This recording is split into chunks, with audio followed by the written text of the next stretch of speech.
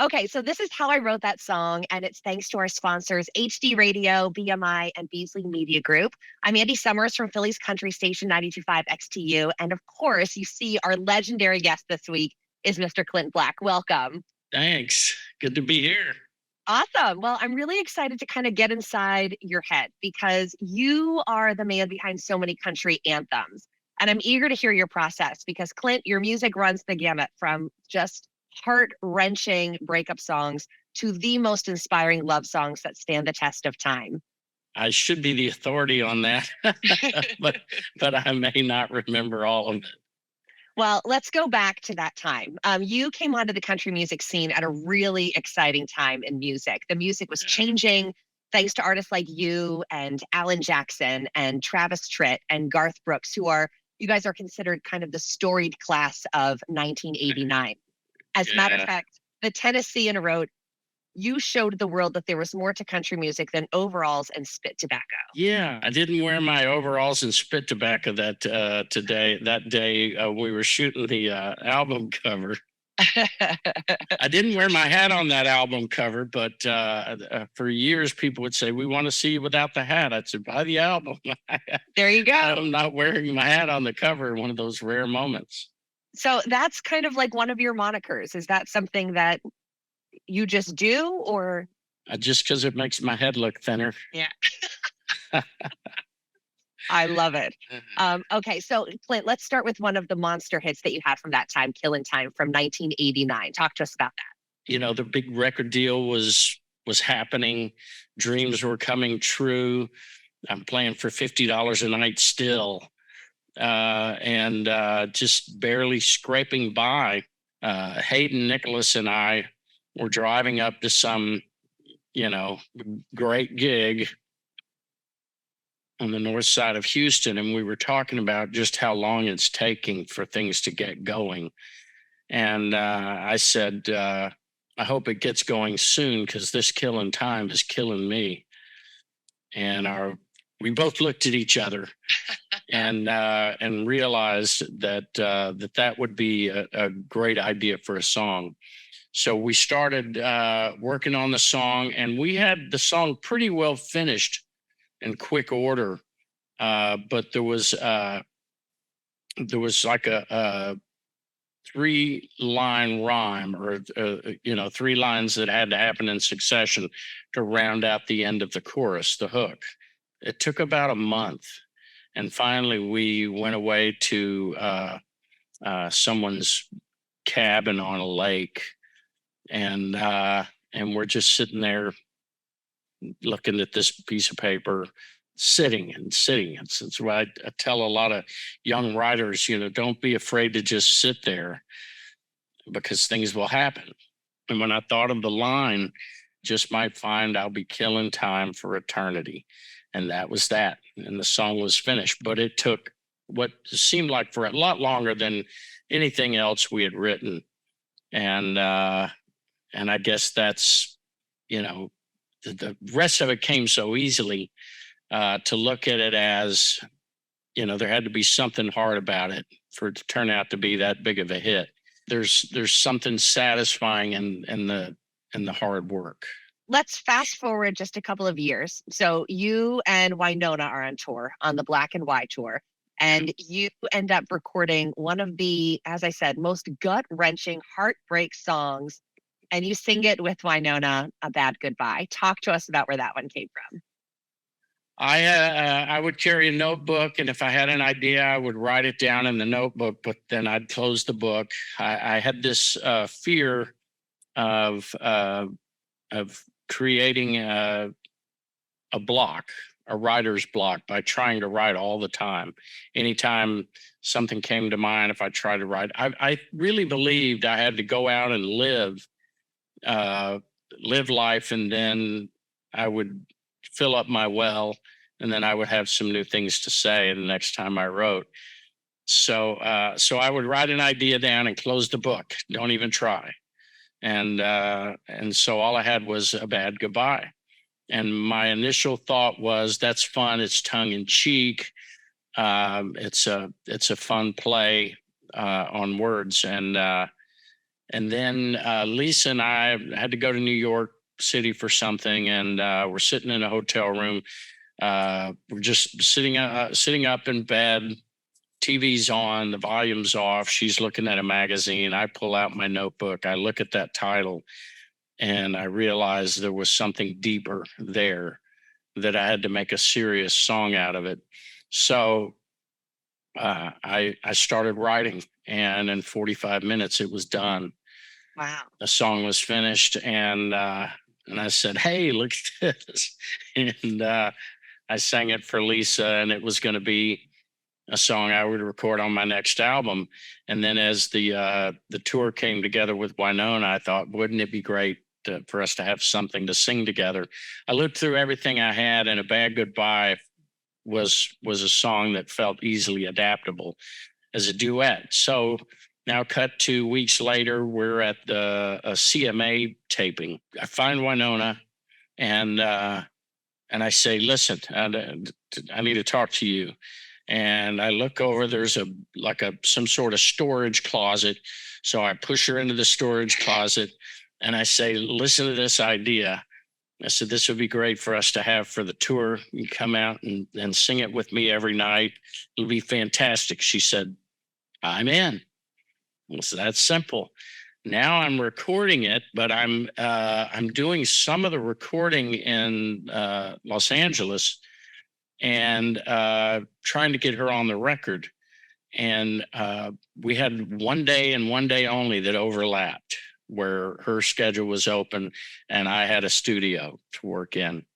So she and Naomi came over, and we hung out in the studio, worked on the feel, how it would go, got our key, recorded the song, and then RCA loved it. Said, this is going to be the first single. It came out, it sold 170,000 copies in the first week. Wow. Before the album was even released. Just came about almost by chance. Yeah, amazing. Well, I mean, your voices together are incredible. So that song just gets you, right? It's like it just, I mean, even just singing it, I would imagine you kind of feel the same way that those of us in the audience feel when you're up there together. Amazing. Yeah, some songs are hard to get into character. Like an actor, you want to feel what you're supposed to feel and not just portray it. Did you want to feel it? And that's one that's not hard. It's easy because it's just all right there, and it stems from a place of love lost, but respect is still there. The admiration is still there. The caring is still there.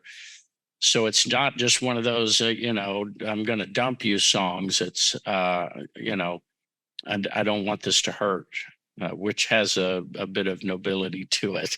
For sure, but it makes it that much more emotional too. I mean, it just keeps its layer after layer on that one. And the string arrangement on there, having forget how big of a ensemble we had, but if strings just do something when they're done right. And the minor chords, the all of that stuff, just there's a formula, and I've stumbled into the formula. I've gotten now to where I'm able to recognize when I'm using a formula. But back then I didn't know. I'm just stumbling into the formula for, picking at the emotions. Yeah, still figuring it all out back then. Yeah. Okay, well, it seems that you figured it out pretty well, because now we're going to move on to the quintessential love song, When I Said I Do. So this one is from your Delectrified album. It's the first album that you produced. Congratulations on that. Thank you. A lot of help from so many of your friends on this one too, like Marty Stewart and Kenny Loggins and Waylon Jennings, and obviously also one of the biggest influences of your life, which I also want to talk a little bit more about your relationship with Lisa Hartman Black, your beautiful and wickedly talented and amazing wife. But first, let's talk about When I Said I Do. You talked about the influences. I wanted it to be an album that, firstly, there could be no electric instruments. I had agreed to record an unplugged album for RCA. And now, years later, they're calling for the album. And everyone and their cousin has done one. It's no longer has any appeal to me. All of the, the bloom is off the rose where that was concerned. And so I called my manager and told him. And he said, well, what'd you do with the advance? So they advance you money, and this is money that's going to be used to record the album. And a lot of times we have leftover money and we spend it. And so I had probably still had the money, but I realized what he was saying was, you'll have to give it back. So I said, yeah, I don't really want to give the money back. And so he said, well, why don't you think about how you could do the album in a way that would be interesting to you, and see if you can't come up with something.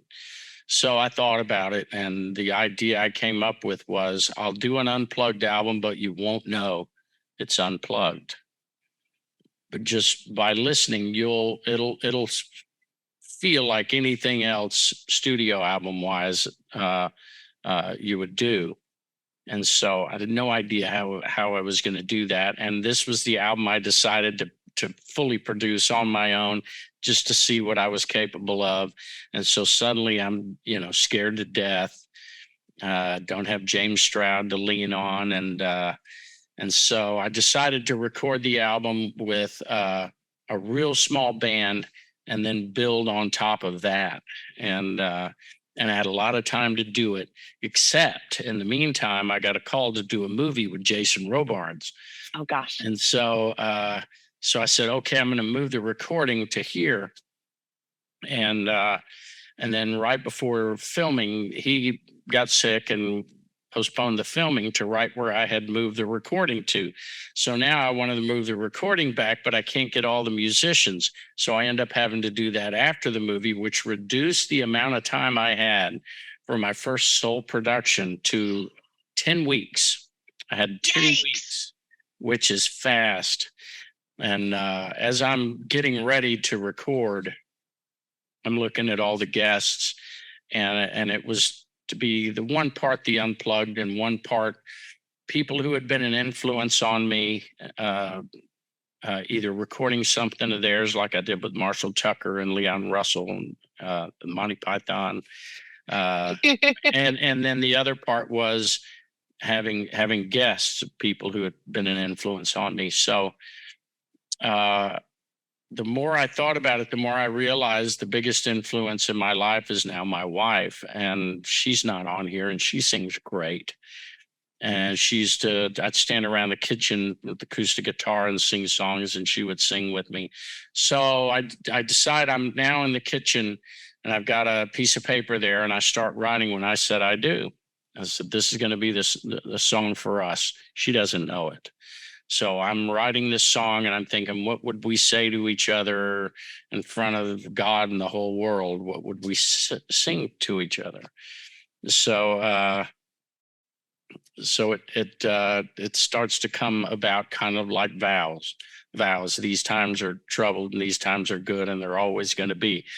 But we're going to stick it out and grow closer together. So I'm teaching her the chorus as I get it together so she can sing along with me.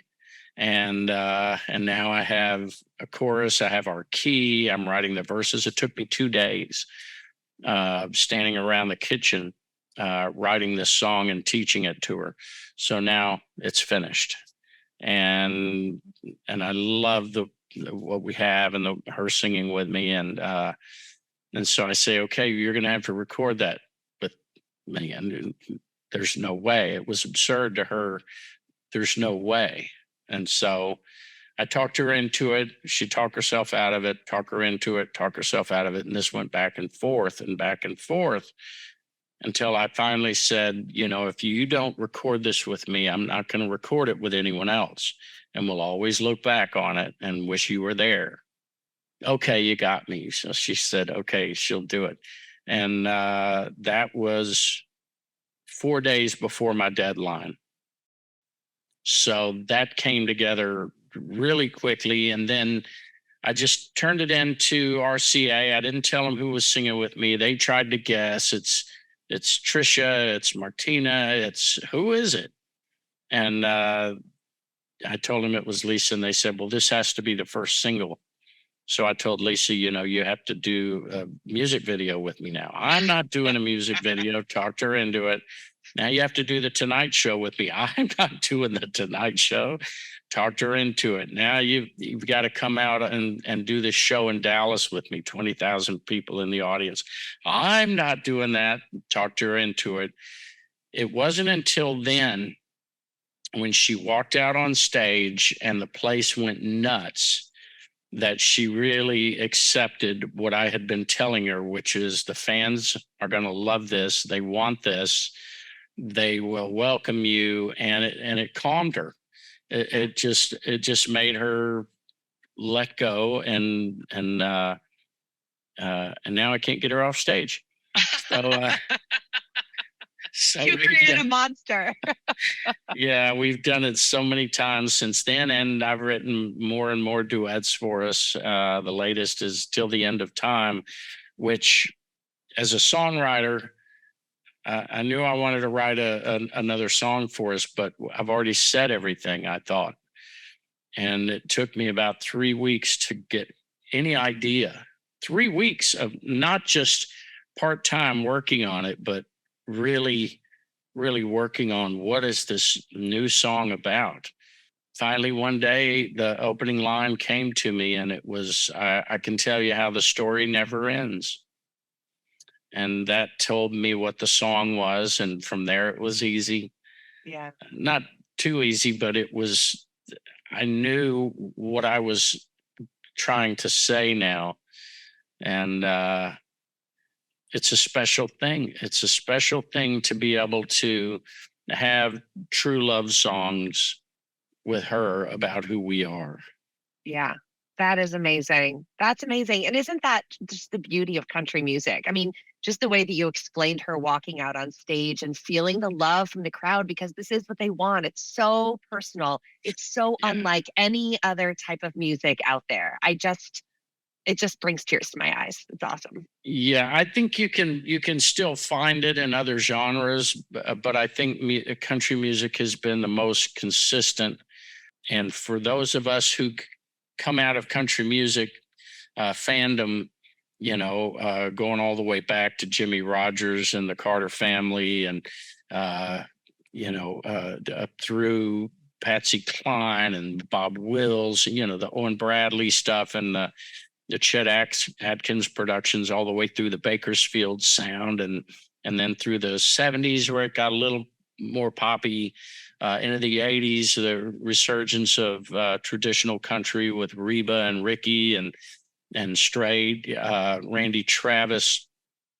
The common thread was always there, that there was a poetry to it that you could understand. The youngest could understand it, and the oldest could understand it and feel the depth. And so, for me, coming through all of that country music and the Eagles and James Taylor and Jimmy Buffett and Leonard Skinner, so many great songwriters outside of country with a really high standard. Mm-hmm. I think there were a lot of artists like me in the 90s who straddled that fence. I want to be biased and say that this is a thing that's special to country music, and I think that the case for that is about the lyric. It's really about the lyric, because pop music can do a lot that we can't do in country, because our lyrics have to be, I think, a little bit higher standard. There's so much great stuff out there, but consistently over time, country music has had a standard in the lyric that, from the little babies all the way to the 100+ year olds. You know, it has to ring true, and you have to be able to get the point. Yeah, absolutely. It spans those generations, and that's the unique quality of it. Well, Clint Black, you are such a joy, and gosh, so much Thanks. wisdom. And thank you so much for spending your time with us today. I enjoyed it. Thanks for having me. How I wrote that song is thanks to our sponsors, HD Radio, BMI, and Beasley Music Group. And again, you are amazing. Thank you so much, Clint Black. Thanks, Andy.